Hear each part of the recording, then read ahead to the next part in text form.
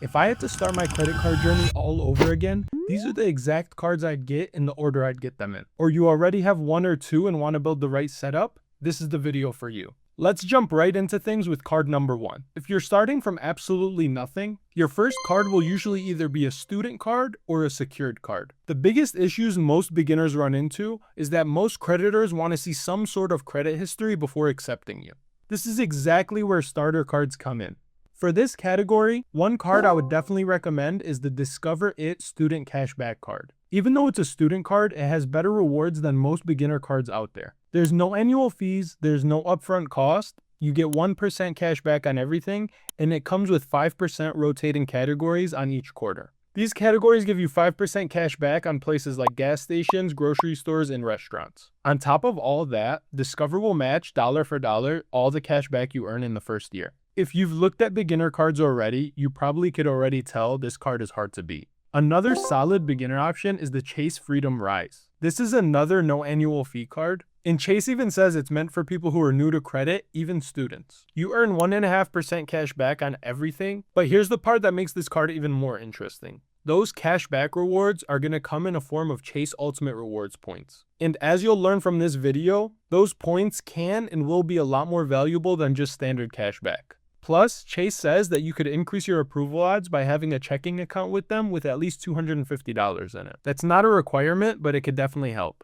Lastly, if for some reason you can't get approved for a student card or a regular starter card, there's one last option. And that's a secured credit card. A secured card usually requires you to put at least a few $100s down as a deposit, and that deposit in turn becomes your credit limit. The deposit is used as a form of insurance for the credit issuer because they're taking a chance on someone that no other card is willing to take a chance on. So that way, if you don't pay off the card like you're supposed to, that credit issuer will keep your deposit. Now, this is definitely not the most exciting way to start your credit journey, but it's better than nothing. If you're going this route, it's important to make sure that the card you choose doesn't have any annual fees and also has a path for you to graduate into another card, in turn returning your deposit. The two cards I recommend in this situation is the Discover Secured card and the Capital One Platinum card. Again, these aren't cards you get because the rewards are amazing. You get them because you have no other way of building your credit foundation. And that is what's going to help you unlock better cards in the future. Again, if you're starting your credit journey from zero, it's very important that you choose a card with no annual fee. The reason is simple. The first card you open is the one you want to keep open forever.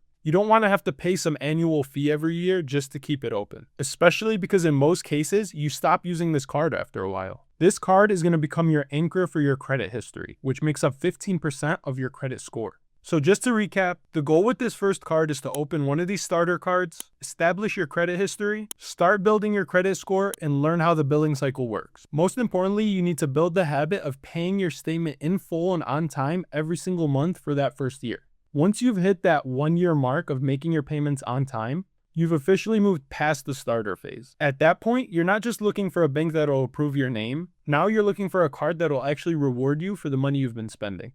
This is where your focus shifts from just building credit history to finally getting some real value back. And honestly, this is the point where most people start messing up. If you're still using your starter card for most of your spending, especially if it's one of the cards only earning 1% back, you're probably leaving a lot of money on the table. For this second stage, the goal is simple. Get yourself a real everyday rewards card, something with no annual fee, better rewards, and ideally a card that still fits in your setup down the road. At this point, this is where your path could start to split a little depending on the type of spender you are. If you spend a lot of money on dining, groceries, entertainment, even streaming services, then I really like the Capital One Saver card. This card earns 3% on all of those categories. This card has no annual fee, and one of its biggest perks that are hidden is that it doesn't get any foreign transaction fees, which is huge if you're someone that likes to travel or study abroad, and one of the biggest points for having this card long term. And on top of all that, it could be a really nice starting point to get yourself acclimated to the Capital One ecosystem, because later on you could build towards cards like the Venture X if travel becomes important to you in your setup. If your spending looks a little bit different and you're spending more money on gas, groceries, and online retail, then I think the Amex Blue Cash Everyday is a really strong option for you. You get 3% cash back on online retail in the US supermarkets, and US gas stations, which makes this a really good fit for a lot of people, especially if you already purchase a lot of things online. And on top of all that, Amex currently offers up to $84 a year in Disney streaming credit on this card after enrollment. So for the right person, this could be really cool if you already use something like that. And of course, this also gets your foot in the door with Amex if you plan on getting one of their other cards in the future, like the Amex Platinum or the Amex Gold. One quick thing to keep in mind when it comes to this Amex card is, unlike the Capital One Saver or this other card that I'm going to be talking about in just a moment, you can't transfer this cash back into points into future cards. So if you know that your long-term goal is to turn these rewards into points into the future, Amex might not be the way to go at this stage. Lastly, if you want the most simple and most flexible option of these three cards, I'd go with the Chase Freedom Unlimited. This card gives you 1.5% back on everything, 3% on dining and drugstores. So it's kind of a catch-all card where you don't have to think much about it when you're using it. But the bigger reason I like it is because it could be a really strong foundation for a Chase setup in the future, especially if you end up adding the Sapphire card, which allows you to transfer your points to partners or combine points with your other Chase cards. This is a big deal because Chase points are widely regarded as the most valuable points. For example, the super popular website, The Points Guy, in their March 2026 valuations of points, lists Chase Ultimate Rewards points at a value of 2.05 cents per point, while Amex and Capital One are listed at 2 cents per point and 1.85 cents per point, respectively. So if your long-term goal is to build towards travel, Chase is a really strong lane to start with. At this point, you'll have two cards in your wallet. You've built a solid credit history, and you're finally earning more than just 1% back on all your spend. But this is still where a lot of people can mess up. If you just keep adding random cards from different banks with no plan, you'd end up with what I call a junk drawer of rewards. You've got a little cash back here, a few points there, but not enough in any one place to do something that's exciting. And that's exactly why card number 3 matters so much. At this stage, it's not just about getting another card. It's about doubling down on the ecosystem that you already started building. This is where your setup stops being so random and starts working together. If you went the Chase route for card number 2, then this is where I'd look at adding the Chase Freedom Flex. The reason I like this card is because it complements the Chase Freedom Unlimited very well. The Freedom Unlimited gives you that base 1.5 on everything, while the Freedom Flex gives you rotating categories on quarterly spend. So instead of your setup just doing one thing well, now it covers a lot more of your spending, if not all of it. And the most important part is that now all your rewards are in one place in the Chase ecosystem, which is exactly what you want if your long-term plan is to get this Sapphire in the next step. Now, if you went with the Capital One Saver as your second card, then card number 3 is less about rushing into another card and more about staying intentional with the setup that you're building. The Saver already does a really good job of covering everyday spend categories like groceries, dining, and entertainment.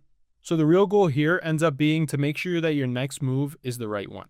In other words, this is the stage where I think less of adding another cashback card and start preparing yourself for adding a Venture X card in the future. And if you decided to go with the Amex route with the Blue Cash Everyday, this is where I'd start being a little more selective. The Blue Cash Everyday is a strong rewards card, but it does not connect naturally to the travel setup the same way the Chase and the Capital One cards do. So if your goal is just maximizing cash back, staying with Amex makes a lot of sense. But if your bigger goals are points and miles, this might be the point where you start considering whether you keep going with Amex or pivot to another option. And you really start asking, which setup am I trying to build? Because the right third move could be the difference between having a strong wallet setup and just adding more clutter. Now, if you followed this plan so far, you've already done a lot right. You've built your credit history and you've started maximizing your rewards on everyday spend.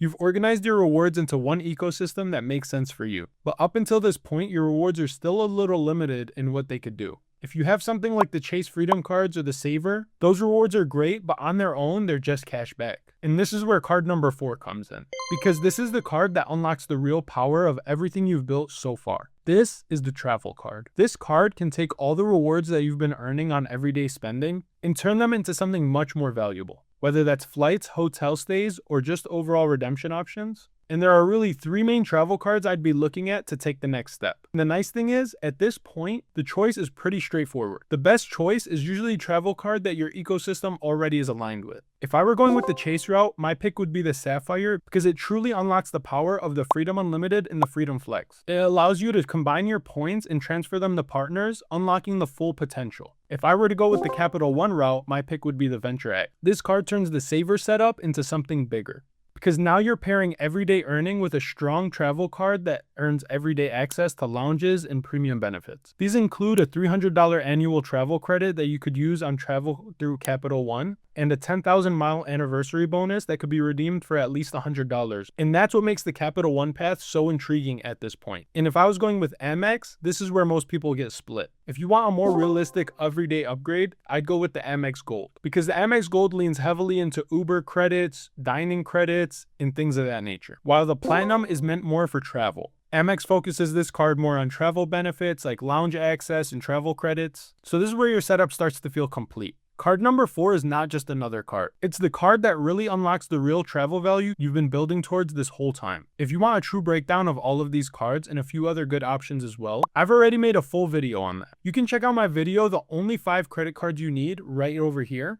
And I'll also link it down below in the description as well. Now, before you start going out and applying for all these cards right away, there's a few important rules I want to keep in mind. Because credit cards can be an amazing tool if you use them right, but they could also get really expensive fast if you don't. First, don't rush the process. Once you get past that first card, you do not need to go out and apply for a new card every single month. In most cases, giving yourself 3 to 6 months between each card is the smartest thing to do. That gives your credit time to grow, helps you manage each new card the right way, and keeps you from moving too fast just because you got excited. Secondly, if you know you want to build the Chase ecosystem at some point in time, you need to pay attention to the Chase 524 rule. This is an unofficial but widely known Chase rule that usually means you can't open more than 5 personal cards in the last 24 months if you want to be accepted for another Chase card. So the last thing you want to end up doing is opening too many random cards too early and being stuck not being able to get the Chase cards you want. So again, make sure you plan accordingly if you plan on opening Chase cards in the future. Third, and most importantly, is to make sure that you're paying your cards on time and in full every single month. No amount of rewards, points, miles, cash back will ever make up for the amount of interest you'll be paying if you don't pay off these cards. The rewards are only worth it if you're using these credit cards as tools. And finally, give yourself time to actually reach these welcome bonuses. One of the biggest mistakes people make is opening too many cards at once and not being able to reach each welcome bonus in a timely manner without having to spend extra money that they weren't going to spend anyway. So if you follow this path the right way, stay disciplined and stay focused, credit cards can and will become one of your biggest financial tools in the future. But if you rush the process and chase rewards too aggressively, or even start carrying balances, it's going to turn super expensive super quick. That's all for today's video. As always, thank you guys so much for watching. If you enjoyed this video or found it helpful in any way, shape, or form, please like, subscribe, and comment. I reply and read every single comment. And if you want a better breakdown of some of the cards I mentioned in this video, the link is down below. Also, a quick note is that less than 2% of you guys are subscribed to this channel. So if you've been enjoying the channel, now is a perfect time to subscribe and show your support. It would really help me out, and I got a lot more videos like this coming soon, so please be sure to subscribe. As always, see you guys in the next one.